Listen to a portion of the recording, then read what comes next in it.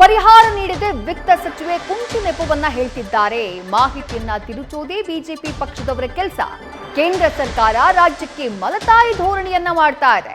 ಬರದ ವಿಚಾರದಲ್ಲಿ ರಾಜಕೀಯ ಮಾಡೋದು ಸರಿಯಲ್ಲ, ರಾಜಕೀಯ ಮಾಡೋಕ್ ಹೋಗಬಾರ್ದು.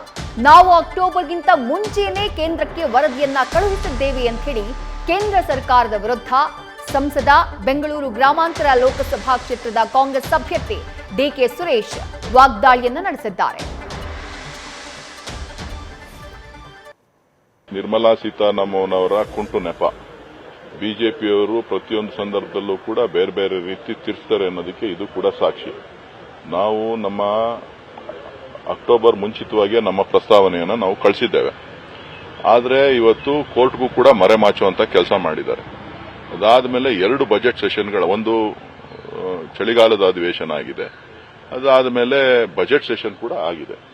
ಸೊ ಯಾವುದೇ ಸಂದರ್ಭದಲ್ಲಿ ಇವರು ಈ ಒಂದು ಪ್ರಸ್ತಾವನೆಯನ್ನ ಆ ಸಂದರ್ಭದಲ್ಲಿ ಮುಖ್ಯಮಂತ್ರಿಗಳು ಭೇಟಿ ಮಾಡಿದ್ದಾರೆ, ನಮ್ಮ ಕಂದಾಯ ಸಚಿವರು ಭೇಟಿ ಮಾಡಿದ್ದಾರೆ, ನಮ್ಮ ಪ್ರಸ್ತಾವನೆ ಏನಿತ್ತು ಎಲ್ಲವನ್ನೂ ಕೂಡ ಇಟ್ಟಿದ್ದಾರೆ.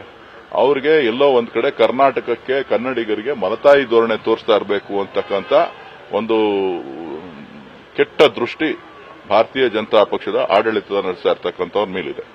ಹಾಗಾಗಿ ಇವತ್ತು ಎಲ್ಲ ಪ್ರಾಜೆಕ್ಟ್ಸ್ಗಳಿರ್ಬೋದು, ಬರ ಪರಿಹಾರಕ್ಕಿರ್ಬೋದು, ಹಣಕಾಸು ನೆರವಿರ್ಬೋದು, ಎಲ್ಲವನ್ನೂ ಕೂಡ ಅವರು ಪ್ರತಿಯೊಂದು ಹಂತದಲ್ಲೂ ಕೂಡ ನಮಗೆ ವಿರೋಧ ಮಾಡ್ಕೊಂಡು ಬಂದಿದ್ದಾರೆ.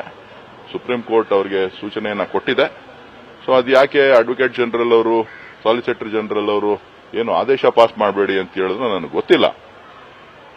ಬಹುಶಃ ಒಕ್ಕೂಟ ವ್ಯವಸ್ಥೆ ಇವತ್ತು ಹಾಳಾಗ್ಲಿಕ್ಕೆ ಕೇಂದ್ರ ಸರ್ಕಾರದ ಮಲತಾಯಿ ಧೋರಣೆ ಮತ್ತು ತಾರತಮ್ಯಗಳು ಕಾರಣ ಅಂತಕ್ಕಂಥದ್ದನ್ನ ನಾನು ಹೇಳಲಿಕ್ಕೆ ಬಯಸ್ತೇನೆ.